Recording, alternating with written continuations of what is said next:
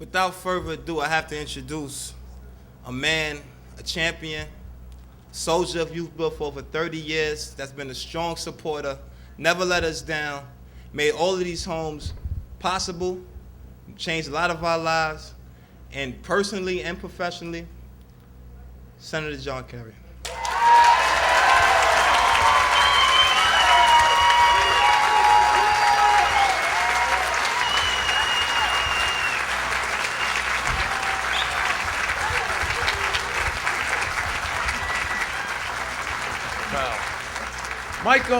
Michael and I becoming old pals. He introduced me in New York when I was running for president, and I won New York. I should have taken him to Ohio, and I'd be president there. Anyway, thanks a lot.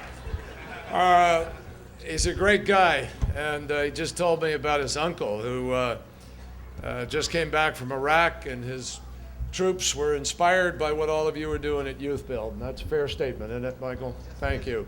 Thank you for what you've done. Michael, it's a privilege to be here. Michael actually over-introduced me a moment ago, in the sense that I wish I'd been involved with Youthbuild for 30 years, but I go back to 1992. Dorothy Stoneman is the hero of 30 years, folks, and she,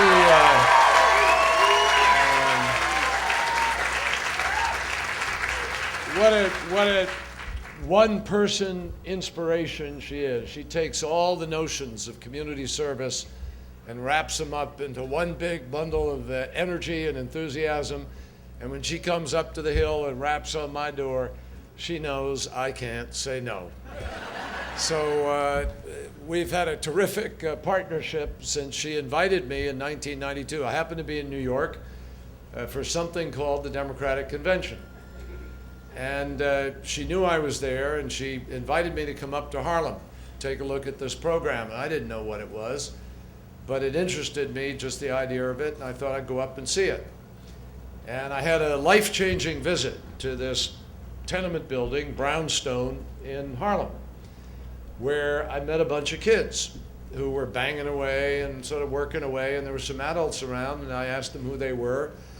They explained to me that they were members of organized labor, and they were donating their time to teach these kids different disciplines: masonry, carpentry, electrical work, plumbing, all the various components of taking an old building that had been abandoned, probably a crack house or some other place that wasn't contributing to the community, and these kids were in there rebuilding it. Well, that was idea number one that fascinated me, because here was a home that was not contributing to the tax base, that was an eyesore, that drove down the property values, and was an invitation to crime, and people were changing it.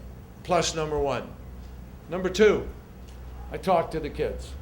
I talked to you. A whole bunch of you here wearing the Youthbuild jerseys who brought these keys up here and just paid a tribute to the work that you're doing. And that was the biggest life changer of all, and I'm not kidding you. There are some big corporations involved in this effort. You see them listed here: Bank of America, Walmart, and most importantly, the Corporation for National Community Service. And Alan Solomon is the chairman of that. He's a friend of mine from Massachusetts. And he cares about this as much as anything, about the many things he cares about in public life, because he knows what a difference it can make. And he's heard the stories as I've heard the stories, and as Dorothy heard the stories. The stories of people like Antonio Almeida, who is here. I met Antonio a moment ago. I didn't meet him until today, but I know his story. He comes from Fall River, Massachusetts. Incidentally, I was proud to see Massachusetts had over 2,000 units there. That's pretty good. And, you know, I got a shout out for California and New York, right up there, 2,000. And the Virgin Islands and all the other spots. I don't care if it was 2 houses or 2,000 houses. They all make a difference. And we thank you for what you're doing. But I want to just share with you. Antonio was doing drugs when he was 11 years old. He dropped out of high school when he was 16. I know if I asked for you know, how many of you, show of hands, shared that? A whole bunch of hands would go up, because I know Youthbuild, and I know what brings us here. 16, he's out of school. And then he found Youthbuild. And Youthbuild has changed his life. He's here today. He's now at Bristol Community College. He's studying sociology and math and speaking, because he intends to run for my office one day. But Antonio, where are you? I want you to stand. I want everybody to recognize Antonio and his efforts. Stand up there, man. There he is.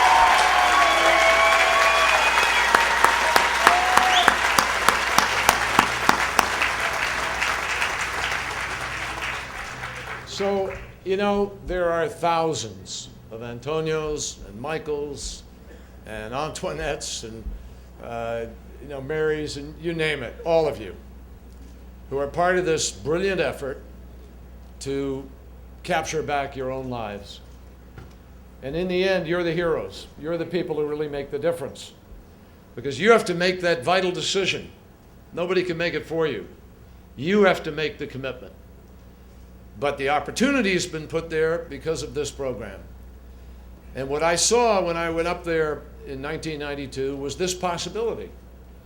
And I happened then, I was, in 1992, I'd only been in the Senate since '86, I guess. But I was the chairman of a housing subcommittee on the banking committee. And chairmen have a fair amount of power, even of a subcommittee. So I went back and pleaded with the chairman, and basically I just wrote it into the legislation. And in 1992, we got $15 million to start a federal program of Youthbuild and grow Dorothy's vision.